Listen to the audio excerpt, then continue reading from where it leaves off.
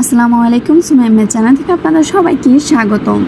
আজকের রেসিপিতে থাকছে মিষ্টি তৈরি করার সহজ রেসিপি।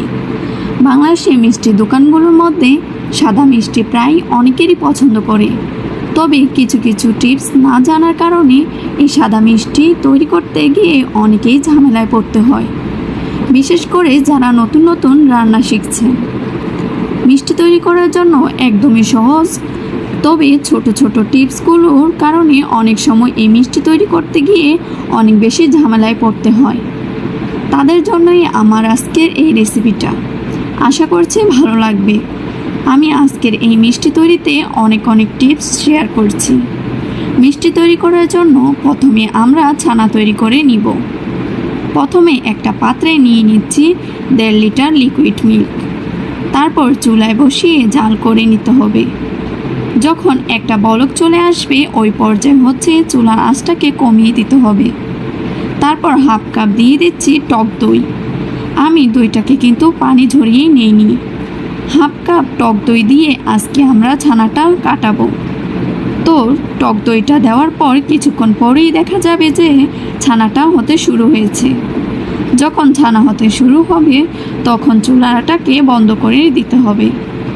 আর অনেকটা সময় ধরে কিন্তু চুলাতে রাখা যাবে না, তাহলে আমাদের ছানাটা শক্ত হয়ে যাবে। এখন এই ছানাটাকে একটা কিচেন টাওয়ালে ঢেলে নিচ্ছি। সাথে সাথে আমি ছানাটাকেও ঝুলিয়ে রেখে দিচ্ছি, তাহলে ছানার পানিটা তাড়াতাড়ি পড়ে যাবে। 1 ঘন্টার মতন ছানাটাকে ঝুলিয়ে রাখার পর এখন ছানাটাকে কিছুক্ষণের মতন ছানাটাকে সফট করে নিচ্ছি। তো যখন এইরকম সফট হয়ে গেছে তারপর হচ্ছে এখানে আমি বাকি উপকরণগুলো দিয়ে দেব।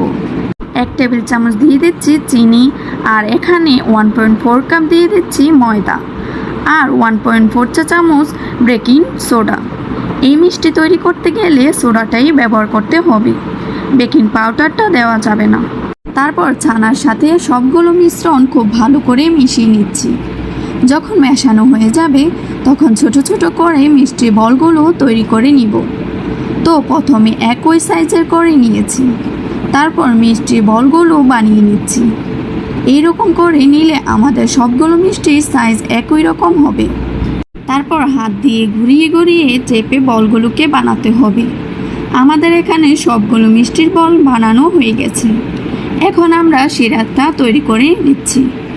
চুলায় একটা পাত্র বসিয়ে 2 কাপ দিয়ে দিচ্ছি চিনি, আর 5 কাপ দিয়ে দিচ্ছি পানি। যখন চিনিটা খুব ভালো করে গলে গেছে আর শিরাটাও ফুটতে শুরু করেছে ওই পর্যায়ে হচ্ছে চুলাটাকে কমিয়ে দিয়ে সবগুলো মিষ্টির বল দিয়ে দেব। তারপর ঢাকনা দিয়ে ঢেকে দেব, আর চুলার আঁচটাকে বাড়িয়ে দিয়ে অপেক্ষা করব 15 মিনিট। ঠিক 15 মিনিট পর আমি ঢাকনাটাকে সরিয়ে দিয়েছি। আমাদের মিষ্টির বলগুলো কিন্তু অনেকটাই ফুলে গেছে। তো এখন হচ্ছে চুলা আঁচটাকে লো মিডিয়ামে মাঝামাঝি রেখে আর আবারও ঢাকনা দিয়ে ঢেকে অপেক্ষা করব আরও 35 মিনিট এর মতন। তো 35 মিনিট পর ঢাকনাটাকে খুলে দেখে নিচ্ছি মিষ্টিগুলো কিন্তু খুব সুন্দর করে তৈরি হয়ে গেছে।